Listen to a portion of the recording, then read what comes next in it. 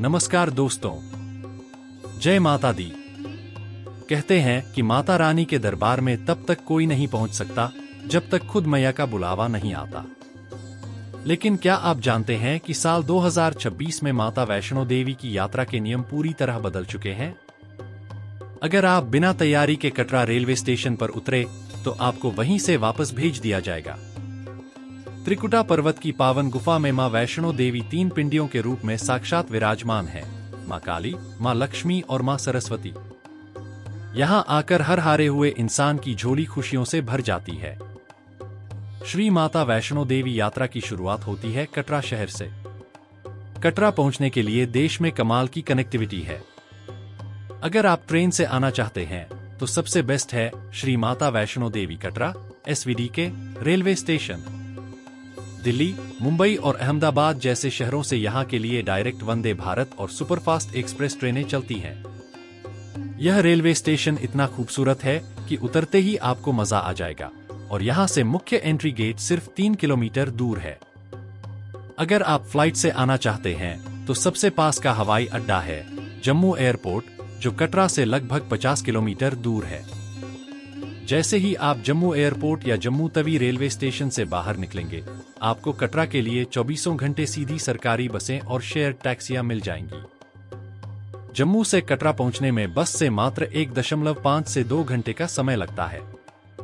यहां सबसे जरूरी टिप यह है कि रात के सफर से बचें ताकि सुबह जल्दी कटरा पहुंचकर आप अपनी चढ़ाई शुरू कर सकें। कटरा शहर पहुंचते ही जो काम आपको सबसे पहले करना है वह है अपना RFID यात्रा कार्ड लेना। बहुत से लोग सोचते हैं कि वे सीधे बाणगंगा गेट पहुंच जाएंगे और चढ़ाई शुरू कर देंगे, लेकिन याद रखिए, बिना इस डिजिटल कार्ड के आपको एंट्री गेट से एक कदम भी आगे जाने नहीं दिया जाएगा। यह कार्ड आपको कटरा रेलवे स्टेशन के ठीक बाहर या कटरा बस स्टैंड के पास बने सरकारी काउंटर्स से बिल्कुल मुफ्त यानी 0 रुपए में मिलता है।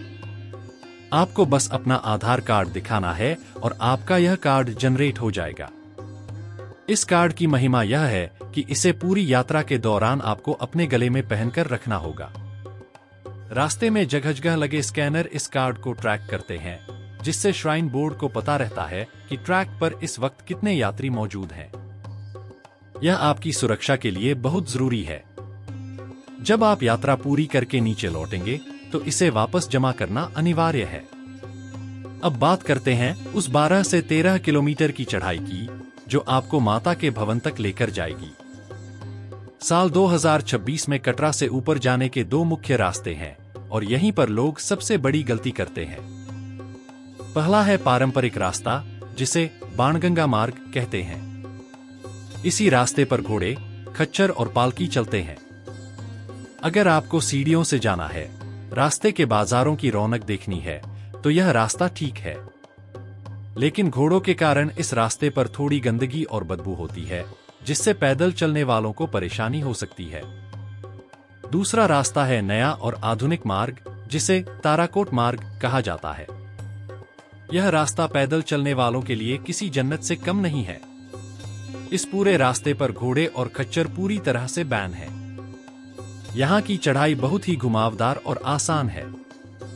पूरे रास्ते पर मखमली टाइल्स लगी हैं, साफ सुथरे लंगर चलते हैं और सिर्फ पैदल यात्री या बैटरी कारें ही यहाँ दिखती हैं।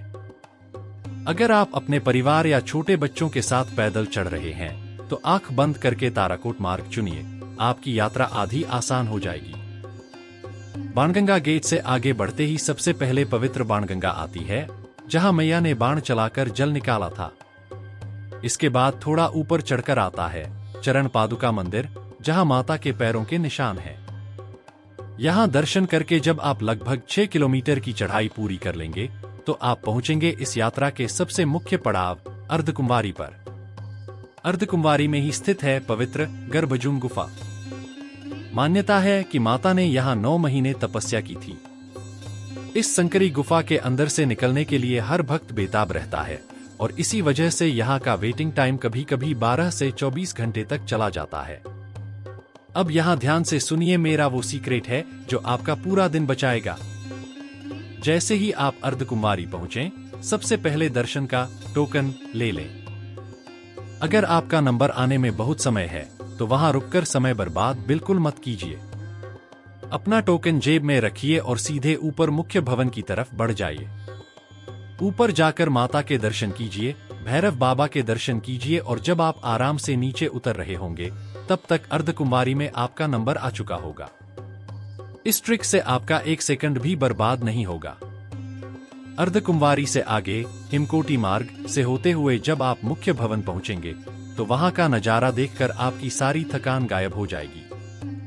भवन पहुंचते ही सबसे पहले आपको अपना मोबाइल फोन, बेल्ट, पर्स और चमड़े का सारा सामान श्राइन बोर्ड के लॉकर में जमा करना होगा, जो बिल्कुल मुफ्त है।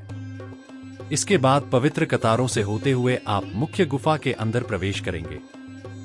जैसे ही आप माता के गर्भगृह के सामने पहुंचेंगे, आपको साक्षात मां काली, मां लक्ष्मी और मां सरस्वती की पिंडियों के दिव्य दर्शन होंगे। उस पल जो ऊर्जा आपके शरीर में दौड़ेगी, उसे शब्दों में बयान नहीं किया जा सकता।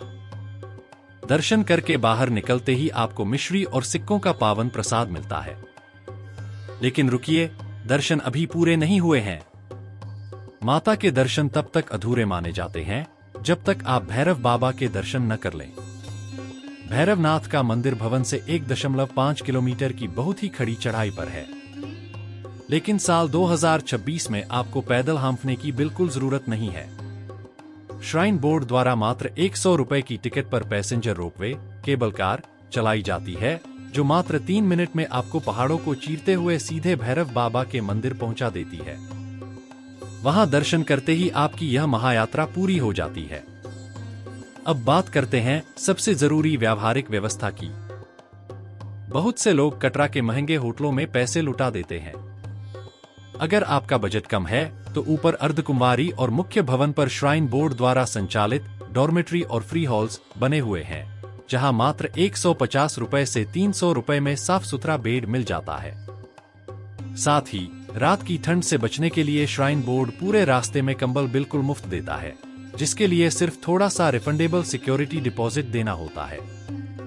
खाने की बात करें तो पूरे रास्ते और भवन पर श्राइन बोर्ड की सरकारी भोजनशालाएं और सागर रत्ना जैसे कैफे मौजूद हैं। यहां रेट पूरी तरह फिक्स होते हैं।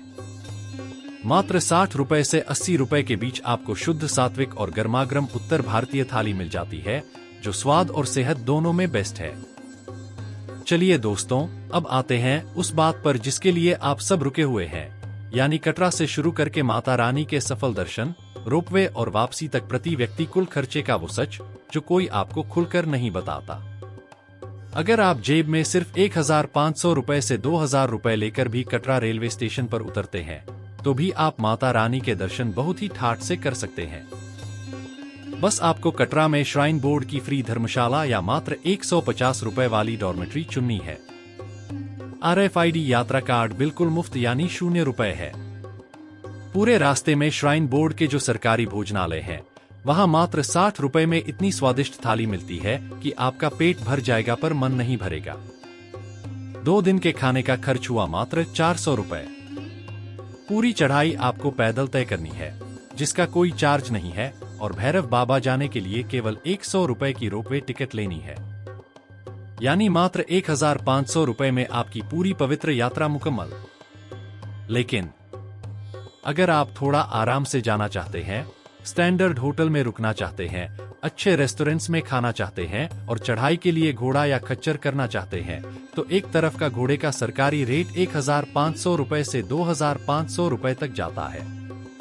इस VIP और कंफर्ट मार्ग से आपका कुल बजट लगभग 5500 रुपए से 6000 रुपए के बीच बैठेगा। चॉइस आपकी है, मैया रानी तो भाव देखती हैं, बजट नहीं।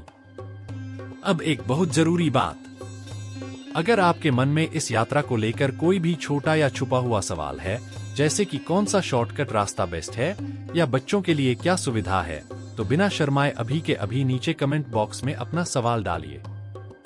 मैं खुद अगले 10 मिनट के अंदर आपके एक कमेंट का लाइव उत्तर देने वाला हूं, यह मेरा वादा है।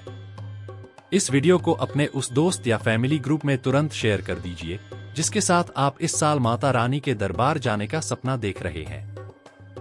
क्या पता आपका एक शेयर किसी की रुकी हुई यात्रा को शुरू करवा दे। और हाँ, देश दुनिया के ऐसे ही पावन तीर्थों और खुफिया रास्तों की सबसे सटीक सबसे ईमानदार और होश उड़ा देने वाली जानकारियों के लिए हमारे इस चैनल ट्रेवल विद ध्रुव को अभी के अभी सब्सक्राइब कर लीजिए और बेल आइकन दबाना बिल्कुल मत भूलना, क्योंकि अगली वीडियो इससे भी बड़े सस्पेंस और धमाके के साथ आने वाली है। मैया रानी की कृपा आप सब पर हमेशा बनी रहे। विदा लेते हैं इस पावन सफर से। बहुत जल्द मिलते हैं एक और रोंगटे खड़े कर देने वाली यात्रा गाइड में। तब तक के लिए पूरे जोश और पूरी ताकत के साथ कमेंट में जयकारा गूंज जाना चाहिए। प्रेम से बोलो जय माता दी। सारे बोलो जय माता दी। पीठ फेर के बोलो जय माता दी। जय माता दी।